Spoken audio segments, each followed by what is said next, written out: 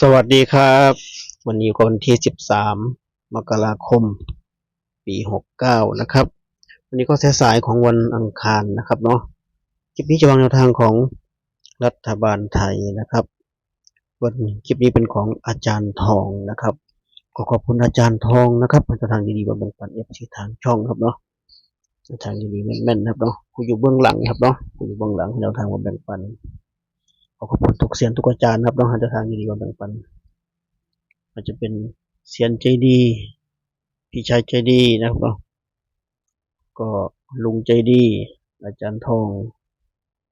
ก็เซียนทวีเห็นว่าใจดีให้สัมภาษณ์คนเดียวนะครับเนาะคนกันหนึ่งเบื้องหลังทั้งนั้นครับเนาะให้เราทางมาแบ่งปันก็พอไม่ไม่ได้ให้สัมภาษณ์นะครับเนาะก็ขอบคุณครั้งหนึ่งครับเนาะจะทางแบ่งปันช่องเล็กๆของเราครับเนาะเผื่อFCชอบจะได้ไปหยิบจับลอตเตอรี่ครับเนาะหา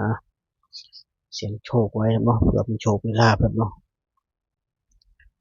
ก็วันนี้ก็เหมือนเดิมครับน้องบรรยากาศสดๆเหมือนเดิมเอาคลิปพาน้องนนท์มาเตะบอลที่สวนสุขภาพรัฐหลวงครับเนาะใกล้ๆบ้านครับเนาะเตะบอลเสร็จก่อนกลับบ้านก็เหมือนเดิมครับเนาะให้อาหารปลาก่อนกลับบ้านเหมือนเดิมถ้าว่าให้อาหารปลาก็ขาดอะไรไปอย่างครับเนาะมันขาดอะไรไปอย่างกลับบ้านไปลืมอะไรสักอย่างครับเนาะก็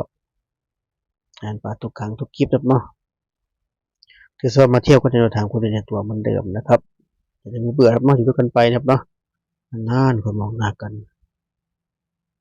ดูอยู่ทิวทัศน์ดูโน่นดูนี่เจริญหูเจริญตาฝานะครับเนาะปลาเยอะมากครับเนาะสินปลามีอาหารโยนไปเท่าไหร่ก็หายโยนไปก็หายครับเนาะมีเท่าไหร่ก็ไม่พอครับเนาะจริงคนเยอะมากครับเนาะคนทยอยมาให้แล้วก็คนมาเที่ยวส่วนใหญ่ก็น่าจะสัก30%ครับเนาะให้อาหารปลาออกกำลังกายมาวิ่งมาเดินเล่นมาคุยกันพักผ่อนหย่อนใจ30-40%ให้อาหารปลาทุกคนครับเนาะคนละนิดละหน่อยสะสมกันไปเนาะแต่ด้วยความที่ปลามันเยอะครับเนาะให้เท่าไหร่ก็ไม่พอครับเนาะด้วยความที่ปลามันเยอะประมาณนี้ครับเนาะอยู่ด้วยกันไปเนาะใจเย็นๆครับเนาะไม่ต้องใจร้อนอยู่ด้วยกันไปให้ครบเวลาครับเนาะทำตามกฎเขานิดนึงนะครับเนาะเขาก็เข่งคัดกฎเขาก็เยอะไปเรื่อยๆเนาะเร่งรัดเข่งคัดไปเรื่อยๆเราไม่ทำตามกฎเขาก็ขาดสิทธิประโยชน์หลายอย่างแล้วก็เราจะไม่อยู่ร่วมกันนะครับเนาะเราจะไม่เจอกันถ้าเราเขี่ยเราออกแล้วเนาะก่อนอื่นดูผลงวดที่ผ่านมาก่อนครับเนาะอาจารย์ทองครับเนาะเลขเด่นเลขตั้งหลักแม่นมากครับเนาะงวดที่แล้วบนล่างเด่น7 รอง 0นะครับเนาะเด่น7 รอง 0เข้าคู่โต๊ดนะครับเนาะคู่โต๊ดและคู่ถางเราจะเรียกกันนะครับเนาะรัฐบาลไทย3 ตัวบนออก706นะครับ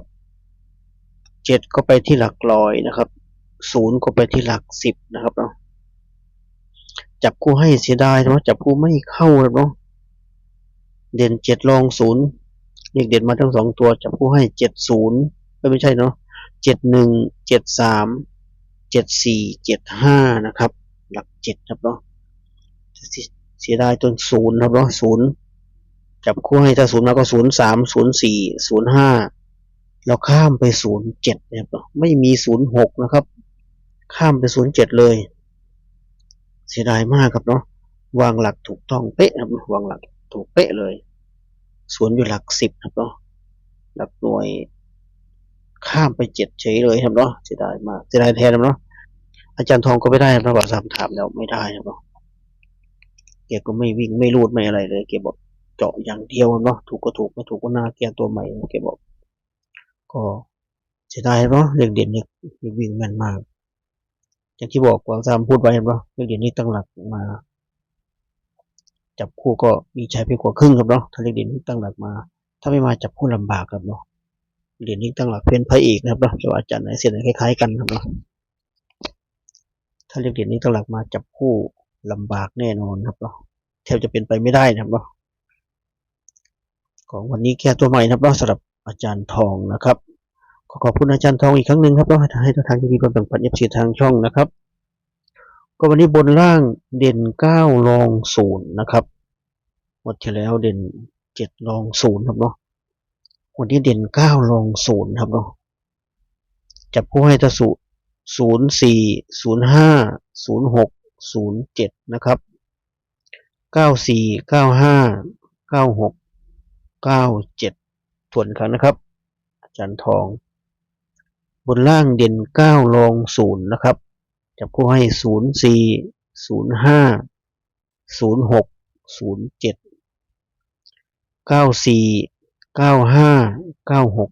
97นะครับ8คู่นี้ให้เน้นไปที่0507ครับเนาะแล้วก็9597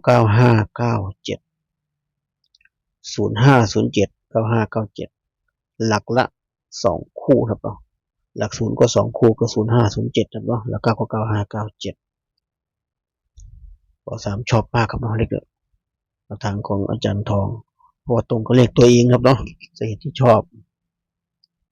ต่างคนต่างคิดต่างคนต่างทำจนมันตรงกันครับเนาะชอบมากเลยสร้างความมั่นใจให้ตัวเองอีกครับเนาะชอบมากครับเนาะหลายคนบอก0จะมาอีกหรือเปล่าก็แล้วแต่ครับเนาะหวยคาดการยากเหมือนกันครับเนาะบางทีบางคนก็บอก0มาแล้วจะมาอีกแล้วแอดบางคนก็เคยทักไลน์มานะ X4 ที่ประจำที่คุ้นเคยกันครับเนาะทักมาถามครับเนาะก็ไม่แน่ครับเนาะอะไรเกิดขึ้นได้ขนาด52ออกหมดก่อนนู้นหมดปีที่แล้วครับเนาะ52บนล่างยังตามออก52อีกเลยเลขตัวเดียวกันไม่มีอะไรแน่นอนครับเนาะไม่มีอะไรแน่นอนอะไรเกิดขึ้นได้ครับเนาะบางคนก็0ก็อาจจะมีก็ได้ครับเนาะ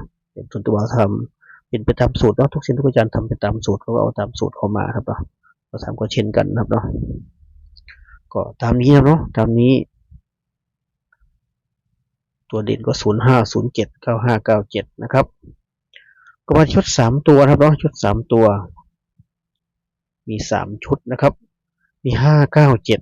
507 905นะครับ597 507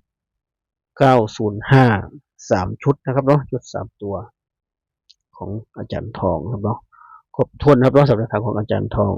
งวดวันที่17 มกราคม ปี 69ที่ตรงกับวันเสาร์ครับเนาะวันหยุดอยู่บ้านพักผ่อนก็หนุนอยู่บ้านเลยเนาะหนุนบ้านเสร็จก็ถ้าใครถูกหวยรวยเงินโชคดีมีชัยก็ฉลองกันได้เลยครับเพราะวันอาทิตย์ก็เป็นวันหยุดนะครับตรงกับวันเสาร์ศุกร์แล้วก็เสาร์มาตามลำดับครับเนาะวันก่อนโน้นวันศุกร์วันนี้วันเสาร์นะครับเนาะก็ตรงกับวันเด็กครับเนาะก็เลยเลื่อนมานะครับเนาะก็ ช่วงเดือนมกราก็จะเป็นวันจะไม่ค่อยแม่นนะครับเนาะจะเลื่อนไปนะครับเนาะบางคนก็บอกไม่ค่อยมั่นใจเลยเพราะว่าเลขไม่ตรงวันผิดอะไรเลขดีนี้ตั้งหลักบางคนก็มีเลขกำลังวันดีๆครับแล้วก็มีเลขกำลังวันดีๆเขาบางทีเขาก็ไม่ค่อยมั่นใจครับนะเพราะเลขมันสับไปสับมาบางคนก็จะเบาๆไว้ครับเนาะก็ที่สะดวกครับเนาะเอาที่สะดวกประมาณนี้ครับเนาะทุกคนเฮงๆรวยครับเนาะใครยังไม่เคยถูกเรื่องเงินก็วันนี้ปลดล็อกให้ได้นะครับก็เจอกันคลิปหน้าครับเนาะคลิปนี้ก็สวัสดีครับ